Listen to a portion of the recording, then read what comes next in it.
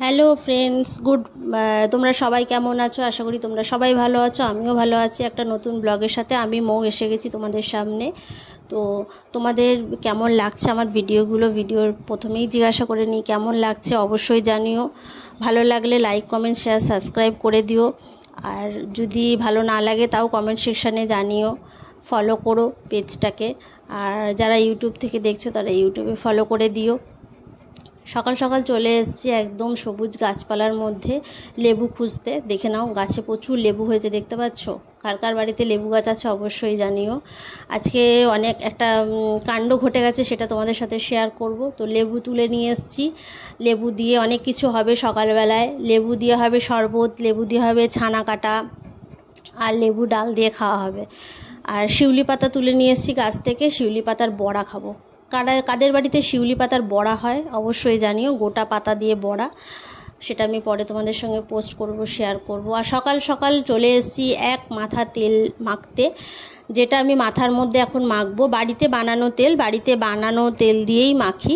মানে তেলটা বাজার থেকে কিনে নিয়ে আসি, কিন্তু তার মধ্যে যে জিনিসগুলো দিই সেগুলো দিয়ে তেলটা বানাই। অ্যালোভেরা, কারি পাতা, জবা ফুলের কুঁড়ি আর কালো জিরে, এগুলো দিয়ে তেল বানাবে। তেলটা মাথায় মাখবে। চুল খুব ভালো হয়, খুব সিল্কি হয়, চুল কম ওঠে। কারণ আমি এই তেলটা মাখার পর থেকে আমার চুল কম ওঠে। যারা শীতকালে মাখবে, শীতকালে অ্যালোভেরাটা দেবে না, অ্যালোভেরাটা ঠান্ডা, শীতকালে না দেওয়াটাই ভালো অ্যালোভেরাটা। কারণ আমার ঠান্ডার দোষ, আমি অ্যালোভেরাটা শীতকালে স্কিপ করে যাই।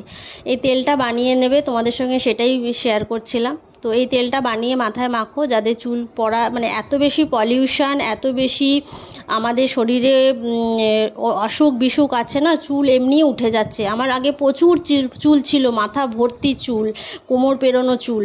তো সেই চুল এখন কিছুই নেই, কারণ দুটো বাচ্চা হয়েছে, তারপরে আরও সার্জারি আছে, সেই কারণে সমস্ত চুল উঠে গেছে। তো সেই যেটুকু আছে সেটুকুকেই জিন্দাবাদ রাখার জন্য এই সমস্ত টেকনিক অ্যাপ্লাই করছি চুলের ওপরে অনেক দিন ধরেই, বছর 2 ধরে। তো তাতে একটু সফলতা হয়। আবার যখন ওয়েদার চেঞ্জ হয় তখন তো একটু চুল ঝরবেই। আর ওইদিকে আমার ছোটো মেয়ে কী করছে, বিছানা গুছাচ্ছে। আমি ঘুম থেকে উঠে বিছানা টিছানা তুলে গপুকে খেতে দিয়ে সমস্ত কাজ করে নিয়েছি, কিন্তু ও এখন যেহেতু লেটে উঠেছে, ওর বালিশটা রয়েছে সেখানে, ও আবার বিছানা টিছানা গুছাচ্ছে। আমি আবার টুক করে দেখে আসলাম ও ঘরের মধ্যে কী করছে। সকালবেলা উঠে একটুখানি ও আমার সঙ্গে কাজ করতে চায়, হেল্প করতে চায়, কারণ হচ্ছে যাতে আমি ওকে ঘুম থেকে উঠে পড়তে বসতে না হয়, ওই জন্য। ঘুম থেকে উঠে যদি তুমি বলো যে আমাকে এই কাজটা করে দে, ওই কাজটা করে দে, ঠিক টুকটাক করে দেবে। কিন্তু ঘুম থেকে উঠে যদি বলো যে ব্রাশ করে খেয়ে দে, পড়তে বস, একদমই ওটাতে ও রাজিই নয়। এই সমস্ত হয়। তো চলো, বাচ্চারা এতেই হ্যাপি। মেয়ে চলে গেছে আমার। এখন সকালবেলা ঘুম থেকে উঠে না ভাবছি যে মেয়ে কোথায় গেল। হ্যাঁ, আমি একটুখানি দেরিতেই উঠি। সবার আগে আমার বর উঠে ফুল টুল তোলে, এই সমস্ত করে, আমি একটু দেরিতেই উঠি। তো দেখে ভাবছি কি যে মেয়ে কোথায় গেল, তারপরে হঠাৎ ভাবছি ও মেয়ে তো বাড়ি ইনস্টিটিউট চলে গেছে। হ্যাঁ, এখন ছোটো মেয়ে রয়েছে সম্বল, এবার এটাকে নিয়ে এটা কর রে, ওটা কর রে, সেটা কর রে। হ্যাঁ, এই সমস্ত হতে থাকে। আমার বর বলবে তোমার অনেক বেশি জোরে তুমি কথা বলো, কিন্তু মা হওয়ার পর না মেয়েদের গলার জোরটা একটু বেশিই হয়ে যায়, তখন আর পিনপিন করে কথা বলতে পারে না। মেয়েকে জিজ্ঞাসা করলাম কী খাবি, বললো পান্তা ভাত আলু ভাজা করা ছিল না। তো ওকে বললাম ঠিক আছে, তুই 10টা অঙ্ক কর, আমি আলু ভাজাটা বানিয়ে দিচ্ছি। ওকে অঙ্ক করাচ্ছিলাম, সাথে আমি আলু ভাজা বানাচ্ছিলাম। তার সাথে আমি ঘরের ফার্নিচারগুলো, যেগুলো রেগুলার পরিষ্কার না করলে হবে না, তো সেই ফার্নিচারগুলো পরিষ্কার করে নিলাম। কারণ ফার্নিচার পরিষ্কার করার পরে আমি ঘরবাড়ি সাফ সাফাই করব। তো সেই সমস্ত চলছিল, ঘরবাড়ি সাফ সাফাই করা, সব কিছু করে কমপ্লিট করলাম। তারপরে আমি মেয়েকে বললাম কি, তুই গোপুসোনার খাবারটা একটু তোলতো। দিয়ে গোপুসোনা খাবারটা তুলতে গিয়ে একটা আশ্চর্য কাণ্ড, সেটা কালকে বিকেলেও হয়েছে, কিন্তু আমি অত বুঝিনি।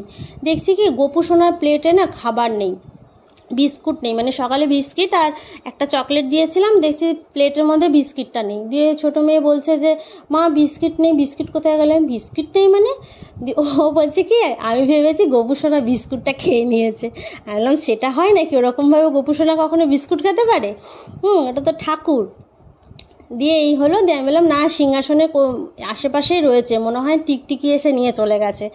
দিয়ে যাই হোক, এখানে ওখানে খুঁজে দেখলাম সাই বাবার পেছনে বিস্কিটটা রয়েছে। মানে কালকেও হয়েছিল সন্ধ্যাবেলায় এরকম কাণ্ড। আমি বললাম কী জানি গোপুসোনা কি এই বিস্কুটটা ভালোবাসছে না, তাই টিকটিকিতে নিয়ে চলে যাচ্ছে, না ভালোবাসছে বলে টিকটিকিতে নিয়ে চলে যাচ্ছে, কোনটা জানি না। তোমরা জানিও তো আমাকে কমেন্ট সেকশানে, যারা গপুকে ভালোবাসো, যারা গপু সম্পর্কে আমার থেকে অনেক বেশি জানো।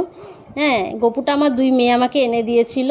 তো অনেক দিন ধরে নয়, তো অনেকবার ভেবেছি একে তাকে দিয়ে দেবো, কিন্তু গোপুসোনা যেতে চায়নি। আর এই সিংহাসনটা আমাকে আমার বান্ধবী দিয়েছে গোপুসোনাকে বসানোর জন্য।